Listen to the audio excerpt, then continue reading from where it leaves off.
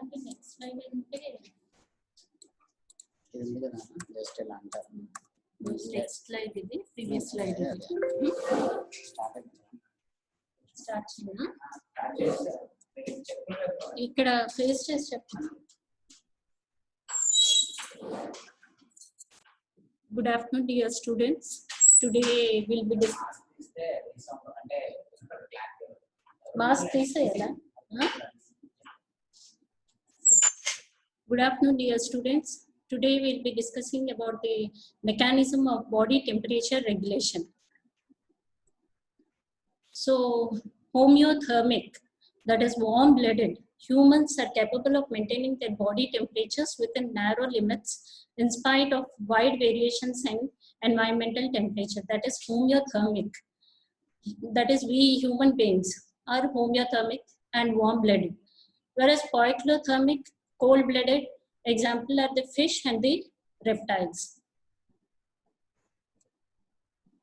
Why body temperature regulation is important? This is very important to know the importance of body temperature regulation, because the enzymes of the body, they work in optimal temperature and the speed of the chemical reaction varies with temperature. Very low temperatures, that is about 26 degrees centigrade, leads to cardiac fibrillation and failure. And conversely, on the other side, like very high temperature, it leads to heat stroke when the temperature is about 43.5 degrees centigrade. So that is why the temperature regulation is important. While very low temperatures can affect the heart, leading to cardiac fibrillation and failure, and high temperatures can lead to heat stroke, both of which are very lethal.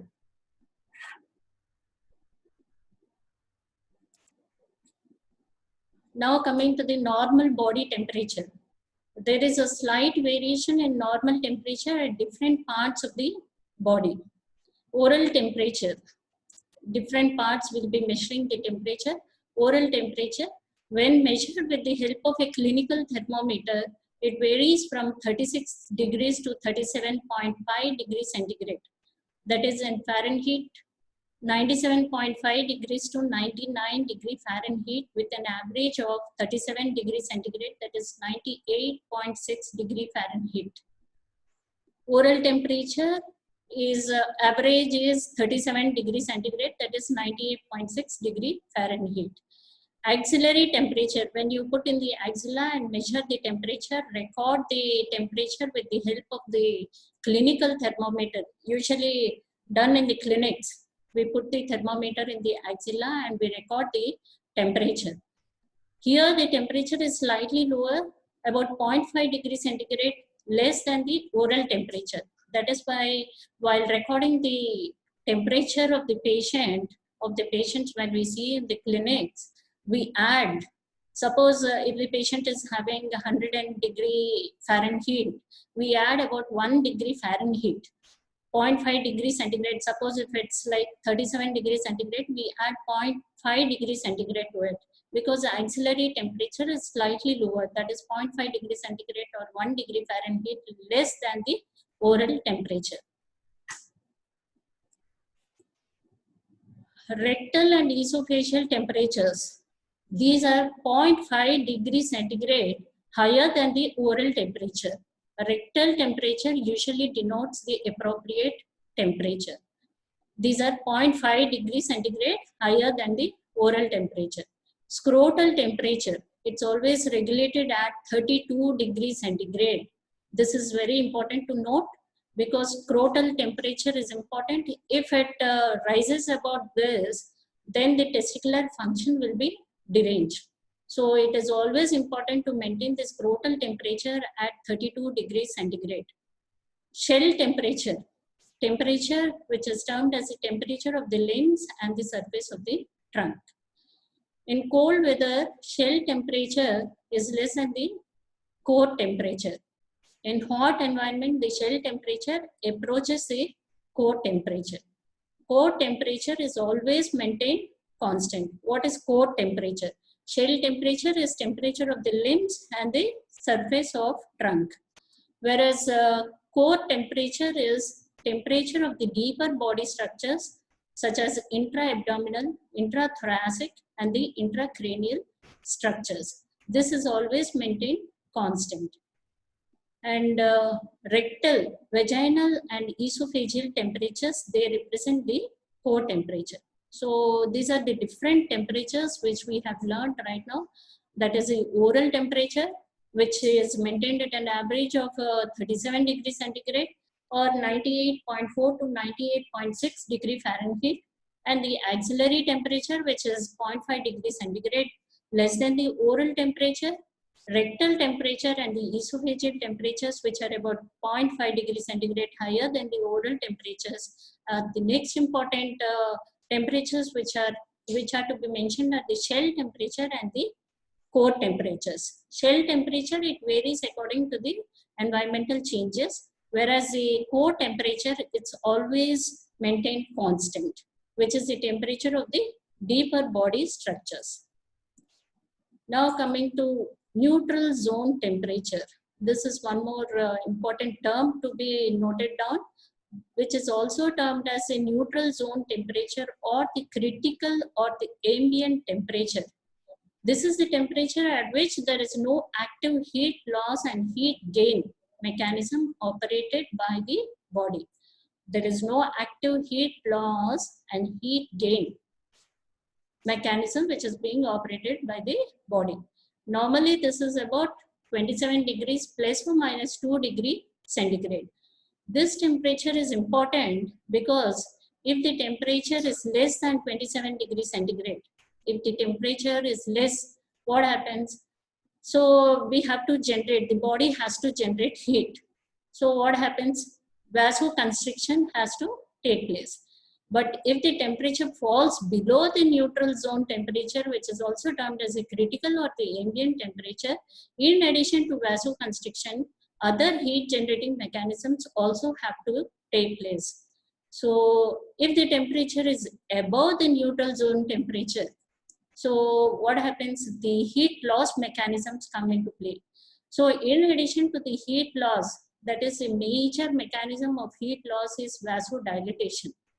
In addition to the vasodilatation, other methods should also be operated, such as sweating. Sweating also should take place. So if the temperature is less than the neutral zone temperature, in addition to the original vasoconstriction, other methods of heat generation also should be taking place. And if the temperature is more than this neutral zone temperature, which is also termed as a critical or the ambient temperature, in addition to vasodilatation, which is the most important initial mechanism of heat loss, in addition to vasodilatation, other mechanism of heat loss mechanism should also be operated, such as sweating, perspiration, all this. So this temperature, neutral zone temperature, this is the temperature at which no active heat loss and heat gain mechanisms will be operated by the body.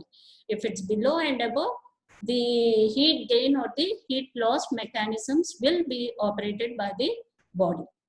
So that is why the temperature regulation is most important. Living tissues, they function optimally only within a very narrow range of temperature. Therefore, accurate regulation of body temperature is very important. Now coming to temperature with consequences. The normal temperature range is 36 to 38 degrees centigrade. 40 to 44 degrees centigrade, this leads to heat stroke with multiple organ failure and brain lesions. 38 to 40 degrees centigrade leads to hyperthermia, which occurs as a result of fever or exercise. As I told you, 36 to 38 degrees centigrade is the normal range of the temperature. 34 to 36 degrees centigrade leads to mild hypothermia. 30 to 34 degrees centigrade, there occurs impairment of the temperature regulation. And if it's below 30 degrees centigrade, there can occur cardiac failure, cardiac fibrillation. So all such things will be undergoing. So temperature with consequences, these are the important temperature ranges at which different heat stroke or the hyperthermia or hypothermia or impairment of temperature regulation takes place. Now coming to the factors which affect the body temperature. Factors affecting the body temperature. These are all the physiological variations such as age. Physiological variations such as age. In infants, temperature is about 0.5 degrees centigrade more than normal due to irregular activity and also due to the presence of brown fat and also due to premature thermoregulatory mechanism.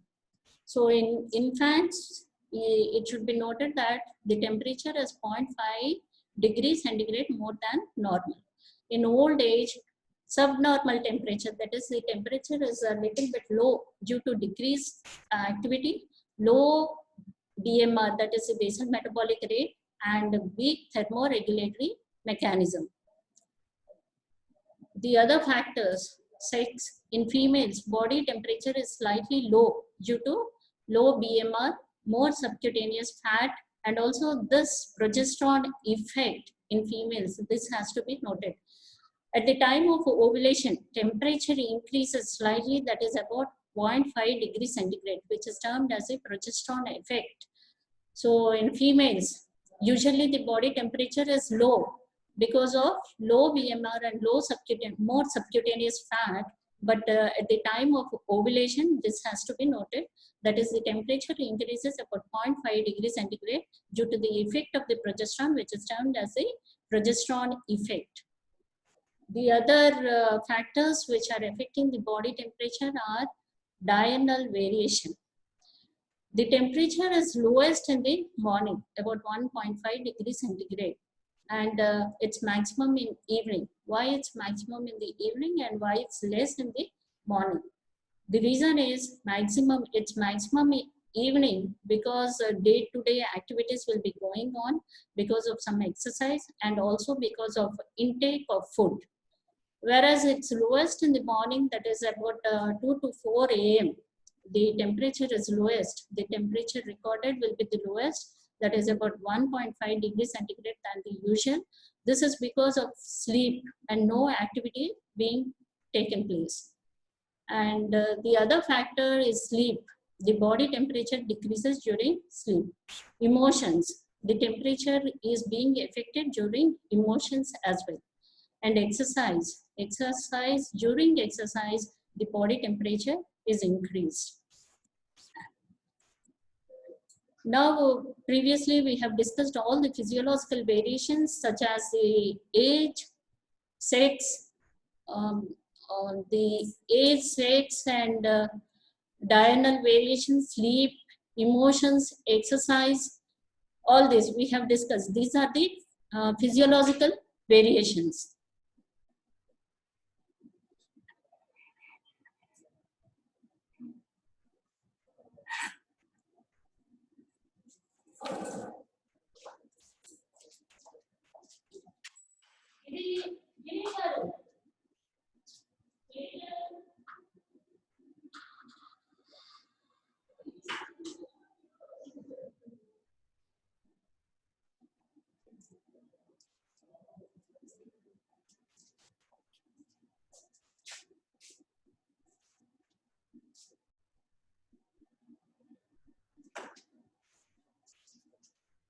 One second, students, just wait. No? Here something has come. Interruption. Sorry for this.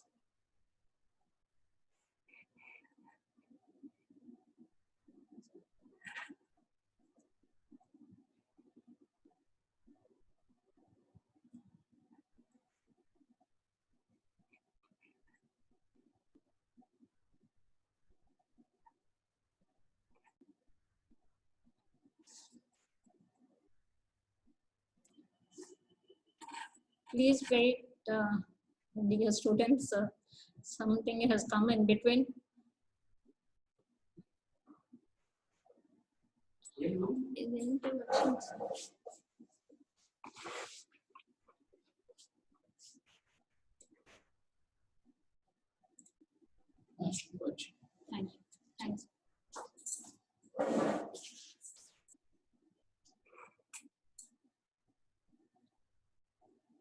So now coming to the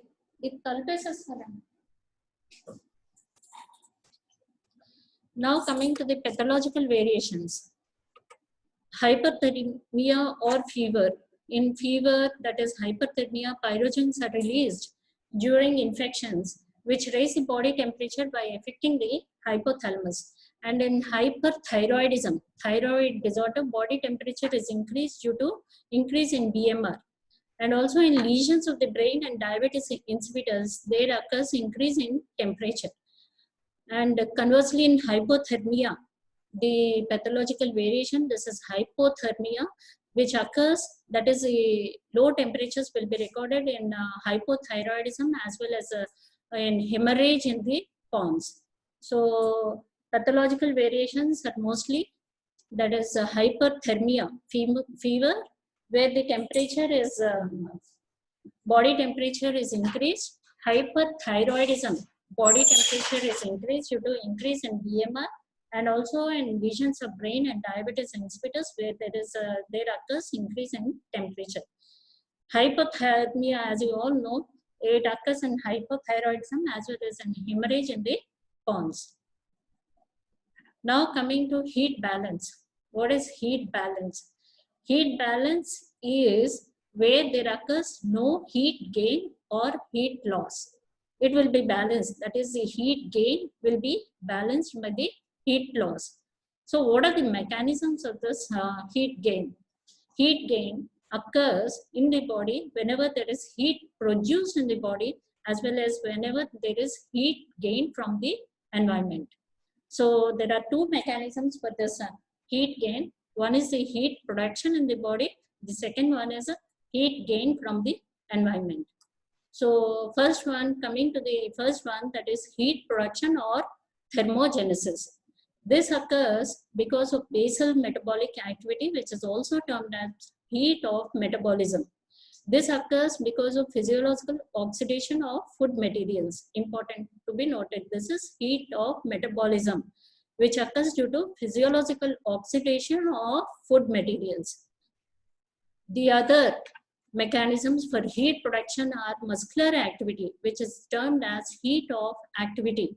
And this muscle tone and unconscious tensing of the muscles, and also exercise, all these things lead to heat of activity, muscular activity. Here in the first thing, please note down, like muscle tone and unconscious, even if the person is not doing any kind of activity, then also little bit of heat is being generated. Heat will be produced. And the second is exercise, anyway the heat will be generated. So this is a heat of activity. Third one is shivering, which is also termed as a shivering thermogenesis. And specific dynamic action of food, SDA. This is specific dynamic action of food, obligatory energy expenditure that occurs during assimilation of food, maximum after ingestion of protein. That is, after intake of the food materials, which is termed as a specific dynamic action of food. Here also heat will be generated. These are the mechanisms of heat production in the body. So heat production or thermogenesis, once again, it is due to basal metabolic activity, that is a heat of metabolism, which occurs due to physiological oxidation of the food materials. The second one is heat is produced again due to muscular activity, which is termed as a heat of activity, which occurs due to unconscious tensing of the muscles, and also because of exercise. The other mechanisms for heat production are shivering, which is termed as shivering thermogenesis, and on intake of the food. Please note down this. This is specific dynamic action of the food, SDA, which is maximum after ingestion of protein. Heat gain from the other mechanism of heat gain, it is from the environment. Previously we have discussed which are produced heat gain in the body itself. This is heat gain from the environment. This occurs because of radiation, that is a direct radiation from the sun and heated ground, and by reflected radiation from the sky. The other mechanism is by conduction. The other one is by ingestion of hot fluids and food, and the other one is by ventilation when air is heated. So these are the mechanisms by which heat is gained from the environment. Radiation, by means of radiation, conduction, ingestion of hot fluids and food, and the last one is ventilation.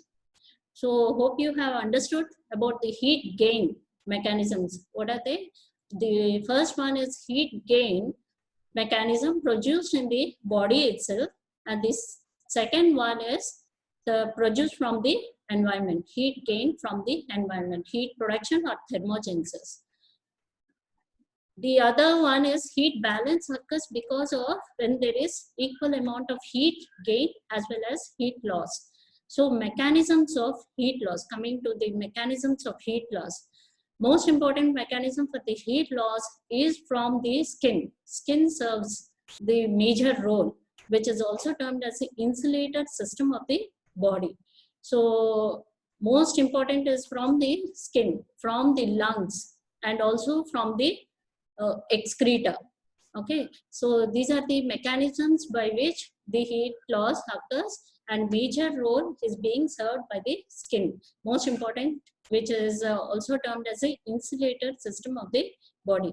The other mechanisms of heat loss to the environment, that is radiation. Radiation, 50% of the total heat loss from the body occurs by radiation. Conduction. Conduction is, as you all know, whenever a person is being seated in a chair or seated anywhere, the heat will be transferred between the objects. So the heat will be transferred to the chair in which is sitting. So conduction. And convection, in which heat is lost from the body by convection air currents. So 20% of the heat is lost from the body by conduction and convection. So these are the mechanisms of heat loss. The other mechanisms are evaporation, in which 27% of heat loss occurs, insensible water loss, that is perspiration, evaporation of the sweat.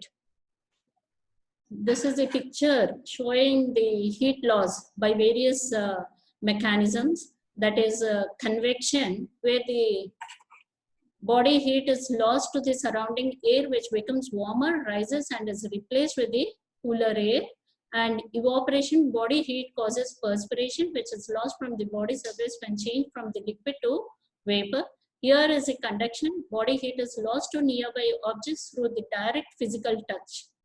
And radiation, body heat is lost to the nearby objects without physically touching them. Okay, so these are the mechanisms of the heat loss: convection, evaporation, conduction, radiation to the environment.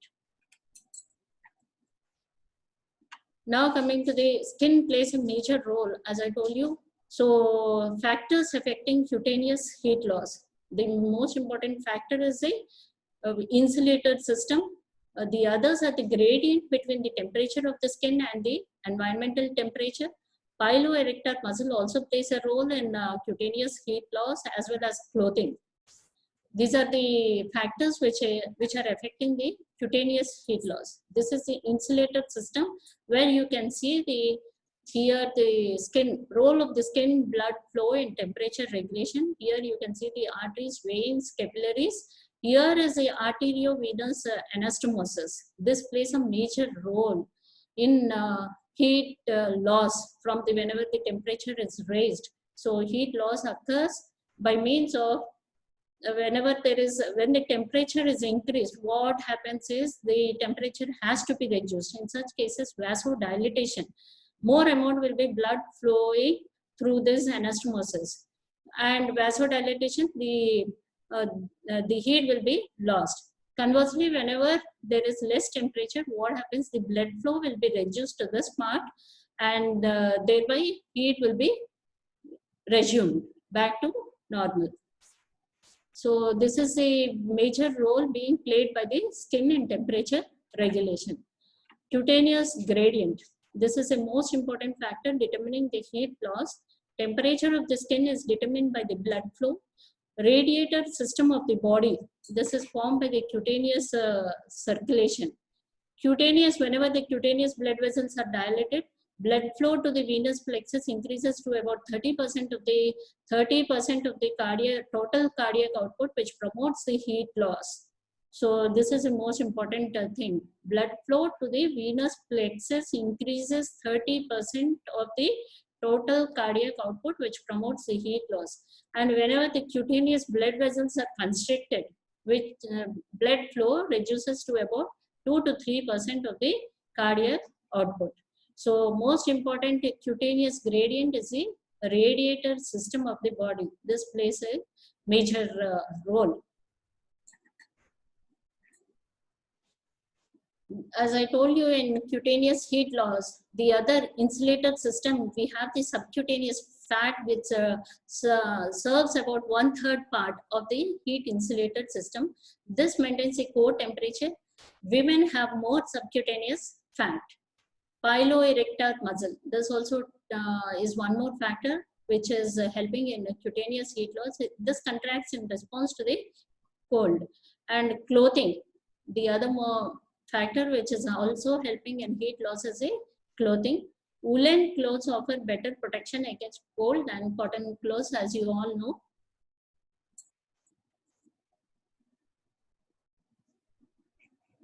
The heat loss from the lungs. Heat loss from the lungs. Here, evaporation of water about 300 ml per day. Heat loss of 200 kilocalories, which equals to, and warming inspired air, 2% heat loss in man. The other mechanisms of heat loss are the panting. Panting, as you all know, this is the rapid shallow breathing which accounts to heat loss. And the other mechanism by which heat is lost is in the excreta. About 1% of the heat loss occurs by this mechanism. So what are the mechanisms by which the heat is being lost? Most important, it's by the skin, from the lungs, and in the excreta. And in the skin,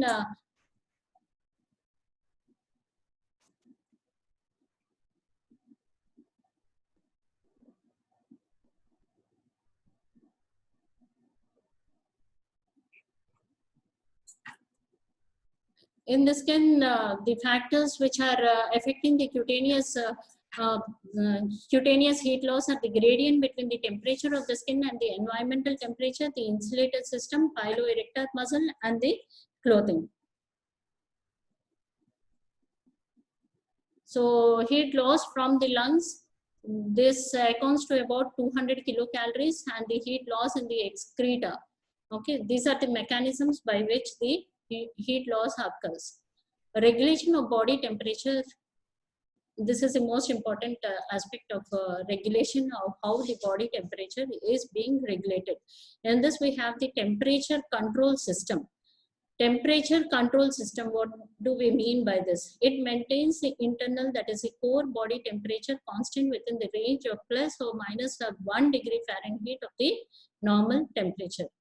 Normal body temperature is a set point in the system of the temperature regulation. In humans, the set point of the temperature control system is approximately 98.6 degree Fahrenheit, that is the 37 degree centigrade.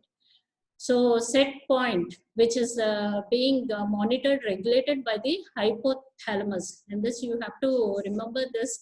This maintains the core body temperature within the range of plus or minus 1 degree Fahrenheit of the normal temperature.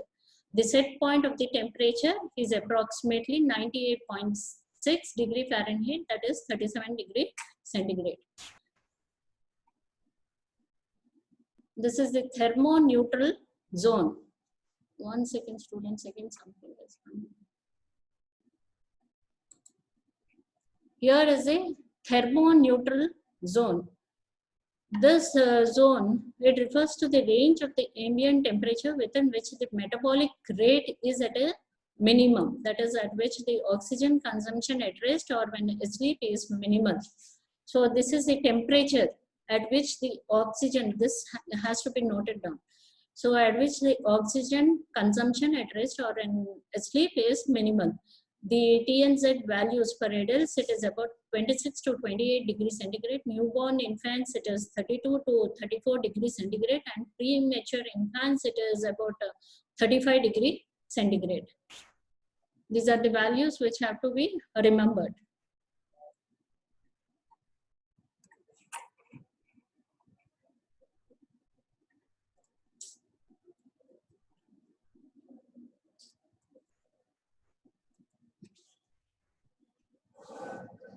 One second.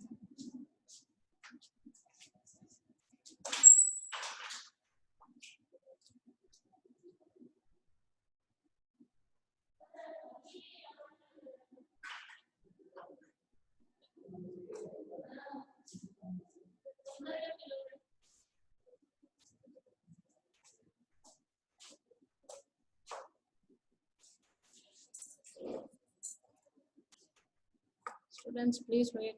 Something is coming in. This is not good.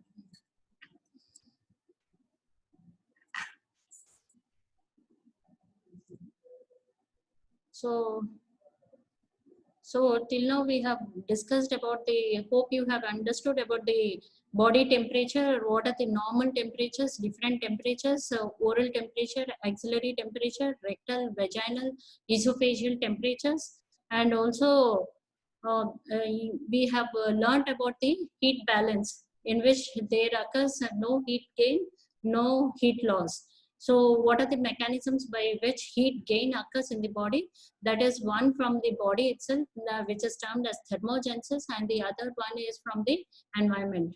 In the body, whenever the heat is produced, it is by the basal metabolic activity, and the other one is muscular activity. The other one is SDA, that is the specific dynamic action of the food. The other, is it out?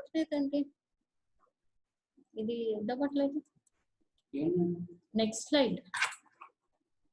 Next slide. Mouse tona? Where is mouse tona?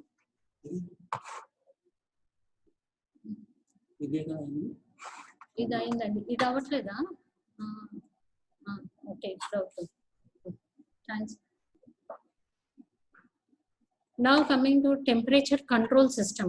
The components of the temperature control system are the thermoreceptors, hypothalamus. Most important is the hypothalamus, which serves as the thermostat and the integrator of the temperature control system. The other is the thermoregulatory effector mechanism.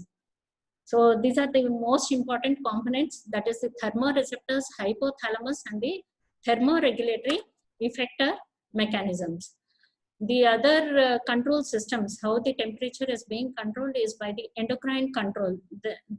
In the endocrine control, we have the adrenal medulla as well as the adrenal cortex. And also we have the thyroid. Next is the thyroid, which plays a major role. Okay, so in the adrenal medulla, this regulates the body temperature by immediate adrenaline release, calorigenic. And exposure to cold leads to cutaneous vasoconstriction, which leads to heat loss and metabolic rate and the heat production. Adrenal cortex, BMR, here the basal metabolic rate is low in adrenal cortical insufficiency. So these are the major endocrine control mechanisms. The other is a thyroid hormone. As you all know, hyperthyroidism. Whenever the thyroid hormones are more, the skin is warm. So calorigenic. And in hypothyroidism, the skin will be cold. Cold, that is what we have learned already. And the other temperature control is by behavioral and voluntary control. Here, curling of the body, what is the behavior of the subject? It occurs curling above the body in the cold conditions, and also clothing in woolens in winter. During winter season, we prefer the woolen clothes and thin cotton clothing in summer. And also these are the other methods by which we opt for, like the fans, ACs, heaters, and the central heating whenever the temperatures are raised. So this is one more control mechanism of the temperature.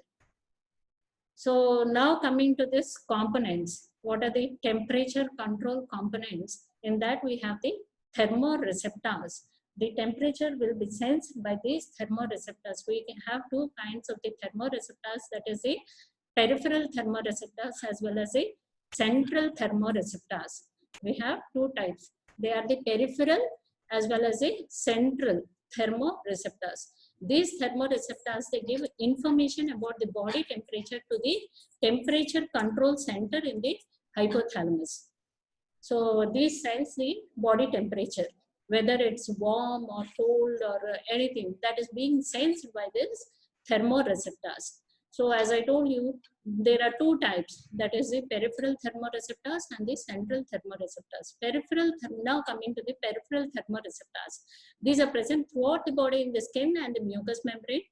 And in this we have the cutaneous thermoreceptors, which sense the ambient temperature. 90% are the cold receptors.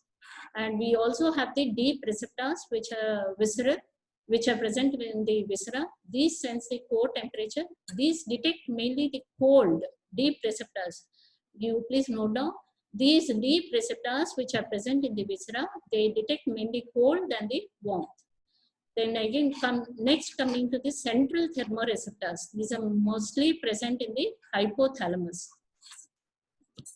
Okay, so first component for temperature control system was thermoreceptors, in which we have the peripheral thermoreceptors as well as the central thermoreceptors. Okay, in the peripheral thermoreceptors, we have the cutaneous and the deep receptors. So, and the central thermoreceptors. Next is the central thermoreceptors, which are mainly present in the hypothalamus.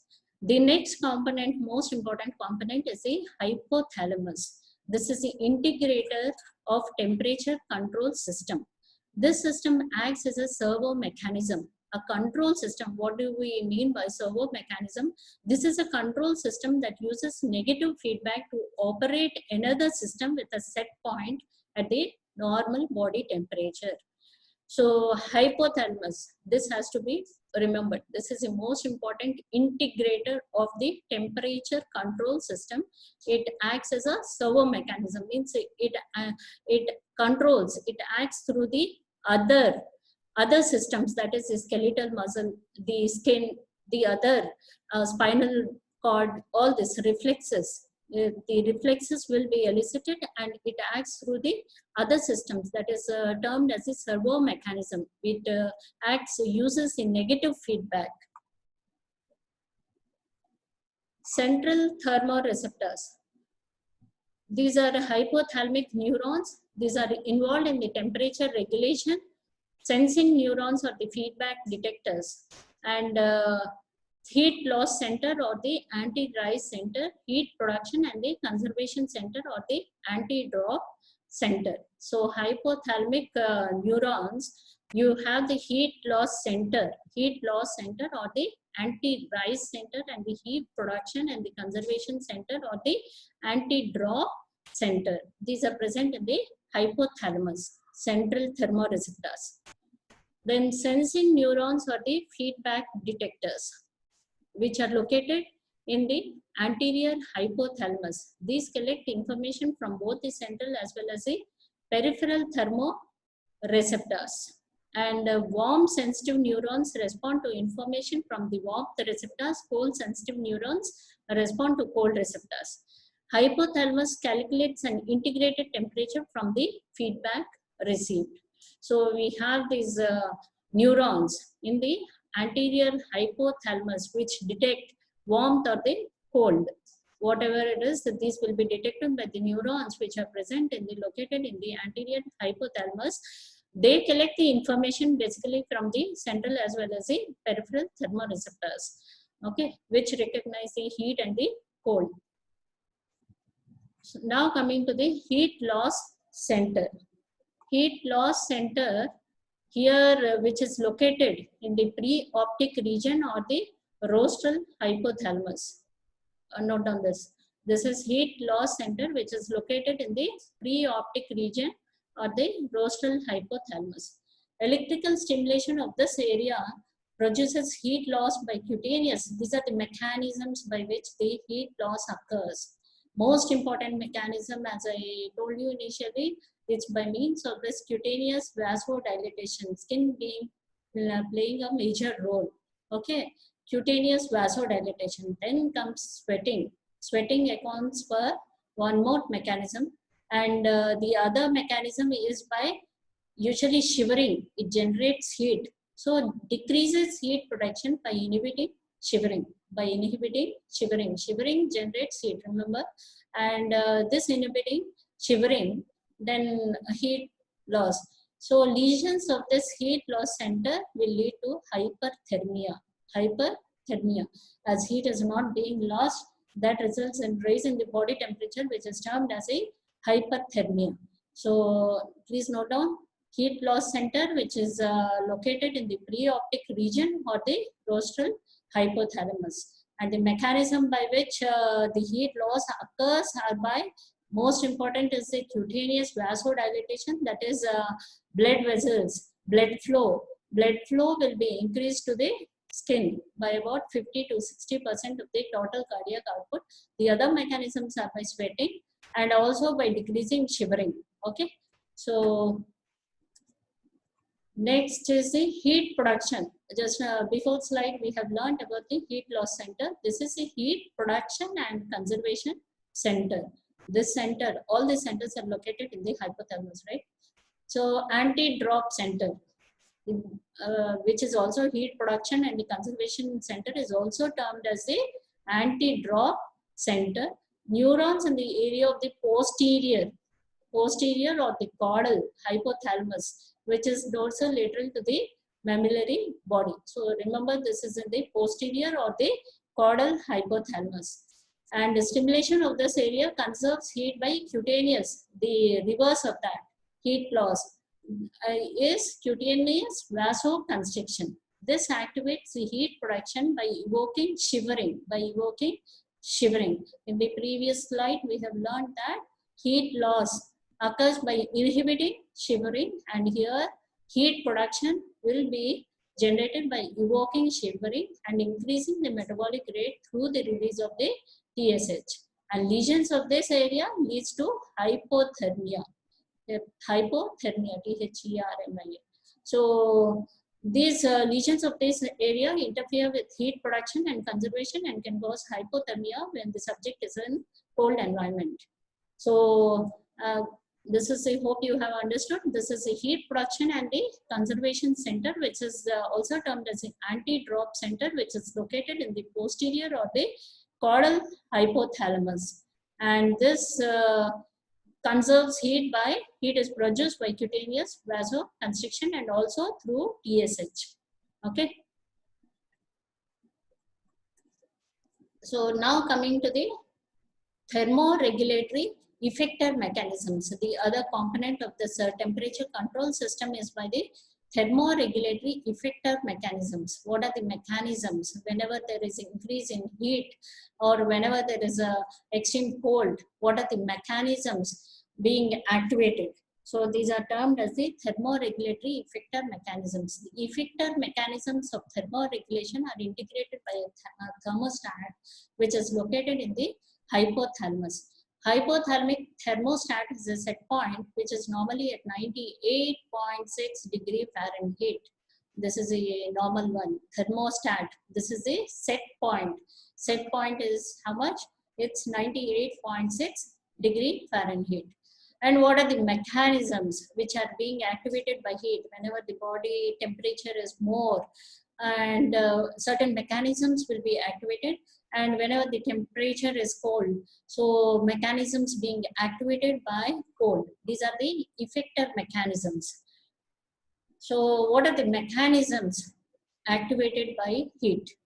So whenever there is more heat, so that has to be lost, right?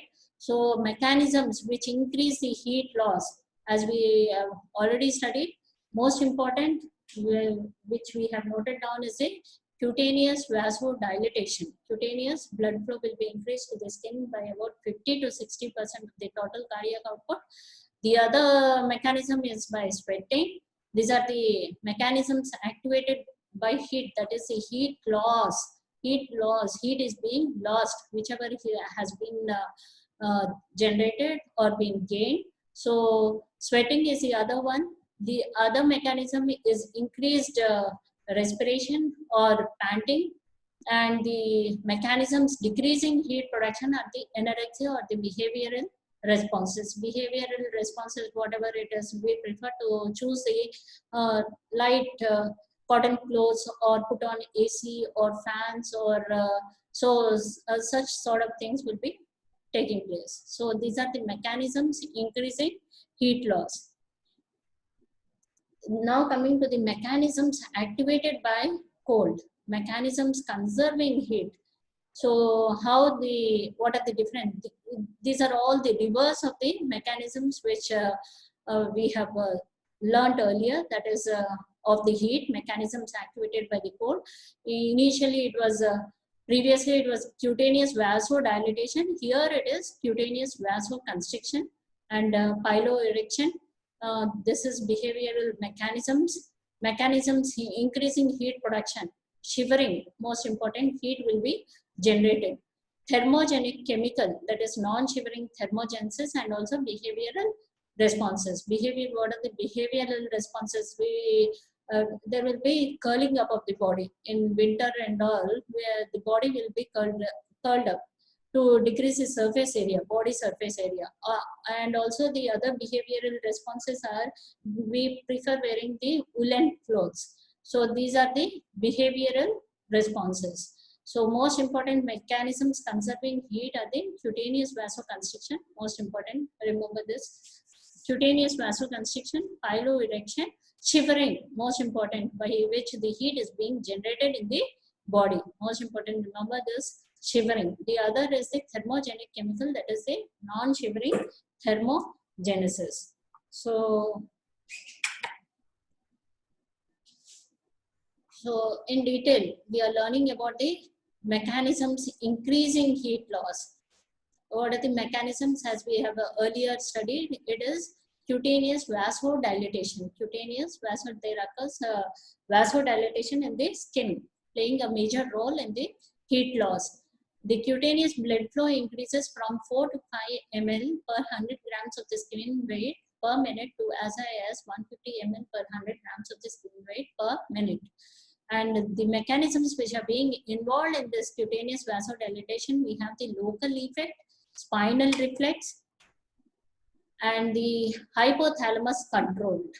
Okay, so these are the mechanisms which are involved in the cutaneous vasodilatation. Okay, hope we stop with this today, because this is again so much is there. All these are there, that will be continued later on. And hope you have understood till now whatever we have discussed. So most important are the temperature control system. Hope you have understood, noted down this. Temperature once again. These are the important components of this temperature control system at the thermoreceptors. Here in the thermoreceptors, we have two types of the receptors which sense the temperature, whether it is hot or cold. There are two types. They are the peripheral thermoreceptors, in which we have cutaneous as well as the deep thermoreceptors which are present in the viscera, and the other are the central thermoreceptors. The other component, most important component, is a hypothalamus. Here, which has this thermostat and integrator of the temperature control system. This hypothalamus plays a major role in setting the temperature set point, which is at about 98.6 degree Fahrenheit. In the hypothalamus, we have the different neurons located in the anterior hypothalamus and the posterior hypothalamus, which are the heat gain centers as well as the heat loss centers. And the third mechanism, as we heat, and the other mechanism is by the thermoregulatory effector mechanisms, by which the mechanisms, whenever there is heat is increased, what are the mechanisms which take place for heat loss, as well as these are the thermoregulatory effector mechanisms. The other temperature control system is the hormonal control. This is the endocrine control. This is taking place by means of the adrenal medulla, adrenal cortex, as well as the thyroid hormones. The other temperature control, we have the behavioral as well as the voluntary control in the skeletal muscles as well as the different behavior, different postures, whatever we adopt and whatever we switch on to fans, ACs, all this central heating, these are the behavioral and the voluntary control of the temperature control.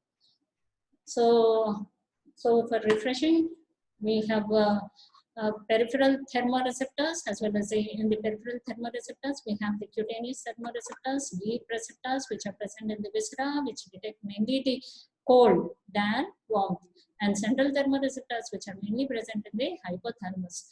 And now coming to the hypothalamus, which is the most important component of the temperature control system, which serves as a servo mechanism, which that is, it depends, it uses a negative feedback to operate another system. Okay. And these are the central thermoreceptors, which are the heat loss center or the anti-rise center, heat production, and the conservation center or the anti-drop center.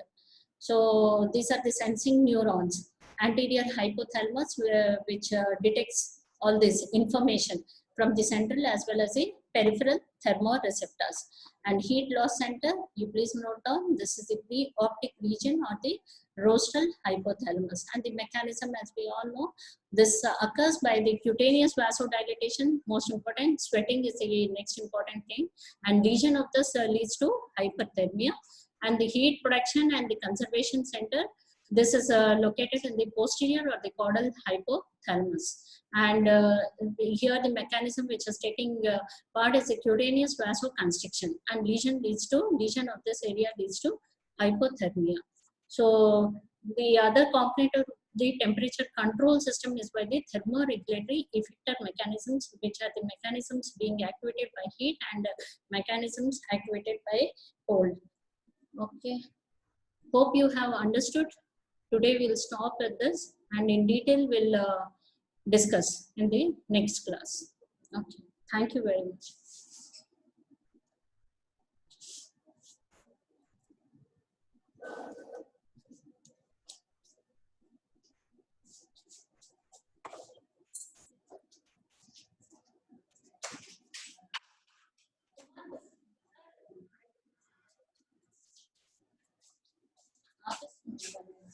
అంటే almost అయింది కదా 10 minutes